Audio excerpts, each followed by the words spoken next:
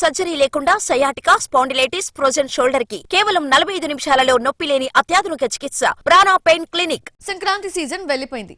ఎవరికి వాళ్ళు పనిలో పడిపోయారు. 10 నుంచి 19 వరకు 10 రోజుల పాటు సినిమా పండగ నడిస్తే 3 సినిమాలు రిలీజ్ అయ్యాయి.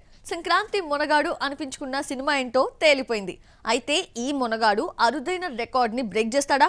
సంక్రాంతికి 3 సినిమాలు వస్తే గేమ్ చేంజర్ బ్రేక్ ఈవెన్ కి దూరంగా ఉంది. డాకు మహారాజ్ 4-5 రోజుల్లో పెట్టుబడిని రాబట్టనుంది. ఇక లేట్ గా వచ్చిన సంక్రాంతికి వస్తున్న రికార్డ్స్ బద్దలు కొడుతోంది. 6వ రోజు ఎక్కువ కలెక్ట్ చేసిన RRR రికార్డ్ ని బ్రేక్ చేసింది. RRR 9,54,00,000 కలెక్ట్ చేస్తే సంక్రాంతికి వస్తున్నాం 14 కోట్ల షేర్ కలెక్ట్ చేసింది. సంక్రాంతికి వస్తున్నాం థియేటర్స్ లో ఫ్యామిలీ జాతర నెలకొంది. వారం తిరగకుండా 100 కోట్లు కలెక్ట్ చేసింది. సినిమాను 50 కోట్లకు అమ్మితే 200 కోట్ల గ్రాస్, 100 కోట్ల షేర్ రాబట్టింది.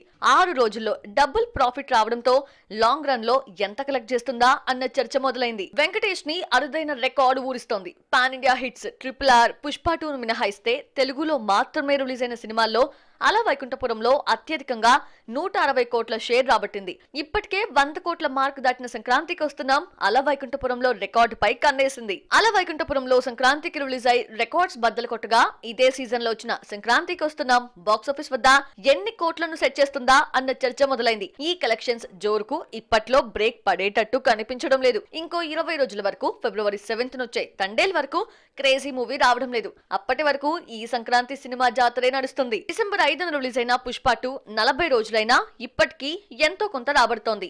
ఈ లెక్కన సంక్రాంతికి వస్తున్నాం జోరు కంటిన్యూ చేయనుంది. మరో క్రేజీ మూవీ కూడా లేకపోవడంతో ఆడియన్స్ కి ఈ సంక్రాంతి బ్లాక్ బస్టర్ తప్ప మరో ఆప్షన్ కనిపించడం లేదు. ఈ లెక్కన సంక్రాంతికి వస్తున్నాం అల వైకుంఠపురంలోనూ మించుతుందా? ఒకవేళ రికార్డ్ బ్రేక్ అయితే ఎన్ని రోజుల్లో చేస్తుందో చూడాలి మరి.